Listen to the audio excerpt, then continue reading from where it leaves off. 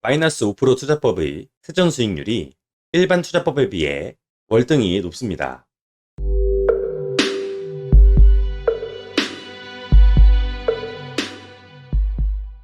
안녕하십니까?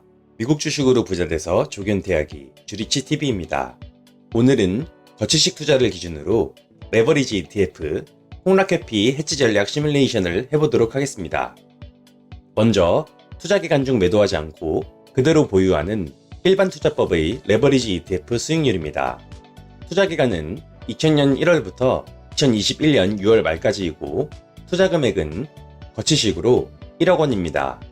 나스닥 100이나 S&P 500 모두 비추자산인 QQQ, SPY와 비교했을 때 레버리지 ETF의 수익률이 오히려 낮거나 큰 메리트가 없습니다.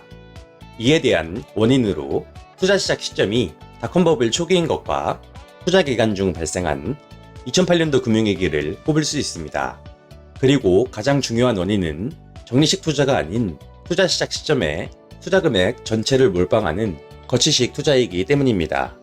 참고로 적립식 투자의 수익률은 거치식 투자에 비해 압도적으로 높습니다.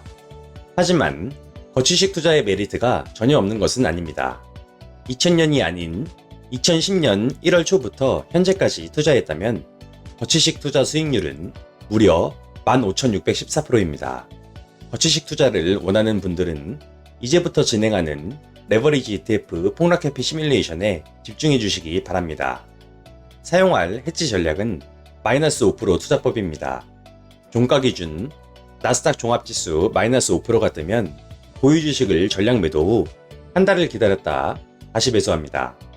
30일 안에 나스닥 종합지수 마이너스 5% 이상이 4번 이상 뜬다면 2달을 기다리고요. 기다리는 중에 마이너스 5%가 다시 뜨면 뜬 시점으로부터 B의 경우 한 달, C의 경우 2달을 더 기다립니다. 트리플 Q의 2배인 QLD와 3배인 T 트리플 Q를 가지고 본격적인 해치 전략 시뮬레이션을 해보도록 하겠습니다. 보시는 표는 T 트리플 Q 마이너스 5% 투자법입니다. 00년 1월 3일 매수하자마자 다음날 나스닥 종합지수 마이너스 5.55%가 뜨면서 전량 매도합니다. 이후 한 달 동안 마이너스 5%가 안 뜨는 것을 확인하고 한 달 플러스 1일인 2월 7일에 다시 전량 매수합니다.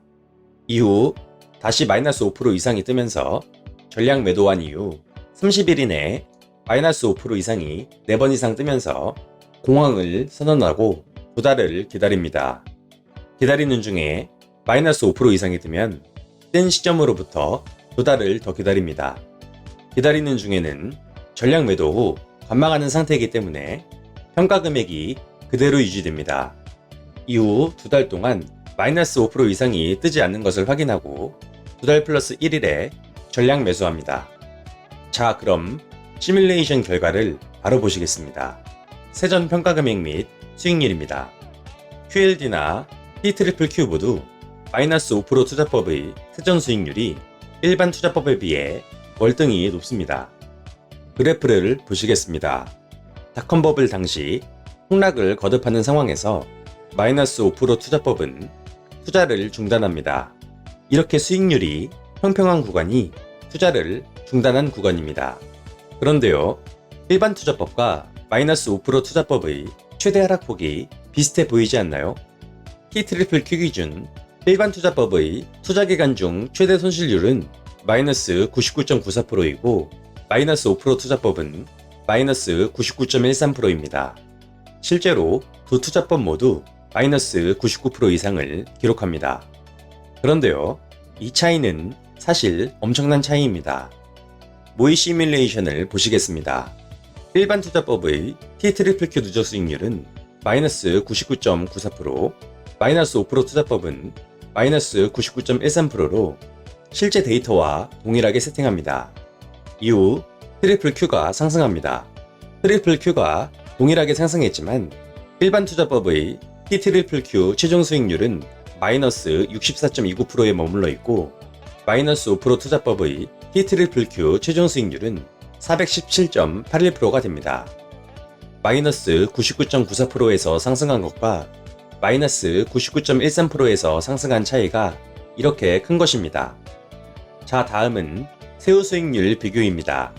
이번엔 QLD를 가지고 보겠습니다. 일반 투자법의 경우 투자기간 중 매도하지 않기 때문에 투자기간이 종료되고 나서 양도세를 한 번에 납부합니다. 하지만 마이너스 5% 투자법은 나스닥 지수 마이너스 5% 이상이 뜨면 매도해야 하기 때문에 매도 시 양도 차익이 발생한다면 양도소득세를 납부해야 합니다. 20년 3월 9일 매도로 인해 양도 차익 2억 6천이 발생했고 양도세는 5,700만 원입니다. 동년도 6월 11일에 다시 매도하여 양도세 1,300만 원이 발생합니다. 이렇게 발생한 20년 통산 양도세 7천만 원을 21년도 5월 말에 납부하기 위해 21년 5월 25일에 양도세 7천만 원만큼 매도합니다. 이렇게 되면 수익의 일부가 양도세로 빠져나가기 때문에 수익이 재투자됨으로 인해 발생하는 복리효과가 감소됩니다. 자, 그럼 세후 평가금액 및 수익률을 보시겠습니다.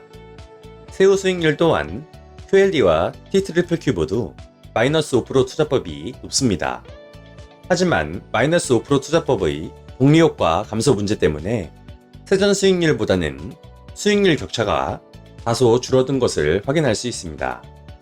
레버리지 ETF 거치식 투자자분들은 이번 영상을 참고하셔서 보다 안전한 투자를 하시기 바랍니다. 오늘 준비한 내용은 여기까지입니다. 영상이 유익했다면 구독과 좋아요 부탁드립니다. 감사합니다.